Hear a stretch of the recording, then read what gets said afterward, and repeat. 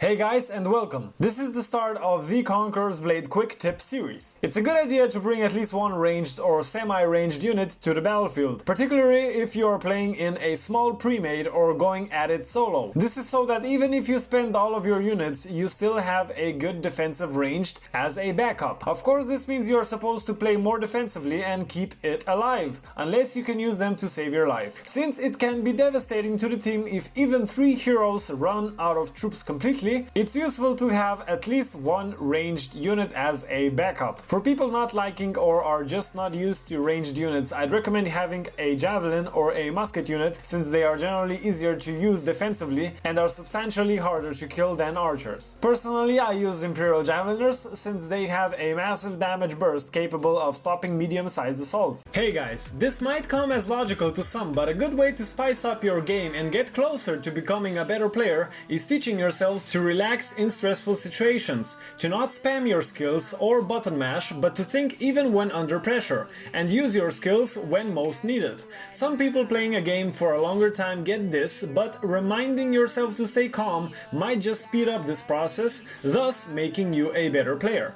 Master a class slowly so you develop the correct muscle memory early on. Hey guys, don't be afraid to die in Conqueror's Blade. You'd be surprised just how much you can learn, especially when you are learning a new particular class or a new unit. Often you will see people playing highly defensively and not taking too many risks. But don't be afraid to be the first one to dive into battle, whether with a new weapon or unit. Those are the moments from which you are going to learn the most, since you will be put to the test in a highly stressful situation. Often only in those times you can learn to react and push your fighting capabilities to new limits. The game is highly strategic, which means you will have to fail many times until you master the game mechanics or a specific class. Hey guys, yes, most of you already know this, but for people who are still new to Conquerors or just didn't notice this game mechanic, you can order your troops to go to a resupply point by pressing Ctrl and hovering the hand icon below the supply point icon. This is crucial to know so you can easily heal up your wounded troops and resupply your ranged. This mechanic, however, can also be used to order your units to go to a point which you normally couldn't see, which means you basically don't have to be next to your unit to use it to support,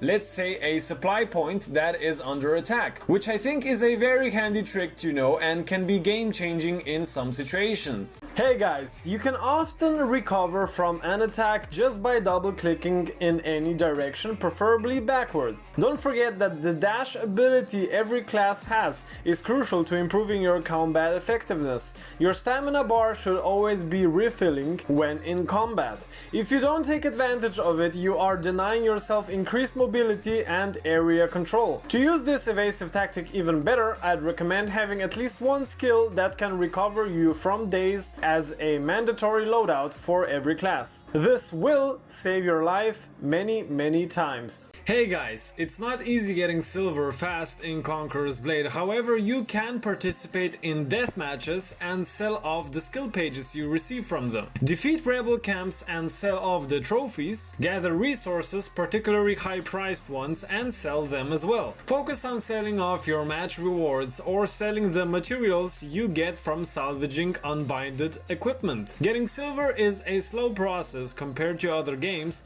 however once you do gather it, you can buy worthwhile items or units. Hey guys, if you need crafting materials or particularly powdered silver, you can easily obtain it by binge salvaging the green horse equipment that you can buy from the stables. This also works for getting golden dust, but you will have to salvage blue equipment. This is a much better way of obtaining crafting materials, since you only pay a small amount of bronze for each equipment, and you have a reasonably high chance of getting rare crafting materials. Buying them from the market will cost you a lot of silver. Hey guys, if you played Conqueror's Blade long enough, you most likely found yourself in front of the receiving end of a Cavalry Charge. Nothing is really going to help you in this moment unless you have a good spear unit, and even those will fare poorly against certain cavalry. The best thing you can do with yourself and your troops is command them to absolutely hug the wall on either side next to you, or if you are in a field battle, immediately instantly react to the charge with a side maneuver. Minimize your casualties, so even if you do die in the end, you can do as much damage to the cavalry as you can to prevent them from hammering again. Hey guys, now what's the best way of capturing? Of course, if you're completely unopposed, you can have a lot of people on the capture point, so you do it more quickly. However, this is rare. Most of the times you will be having the enemy team coming after you, trying to disturb the capture or even suiciding for it. In this case, it has little use of having 10 people on the capture point.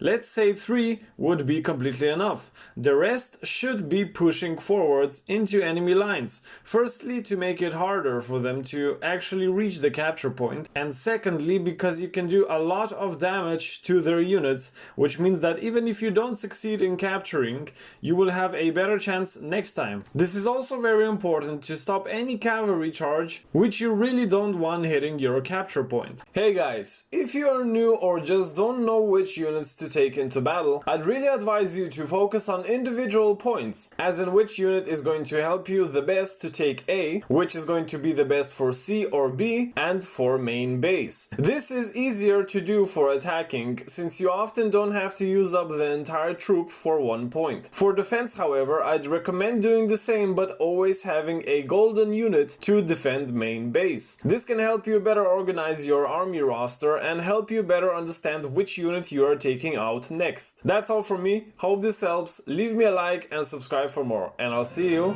next time. I want your devotion or your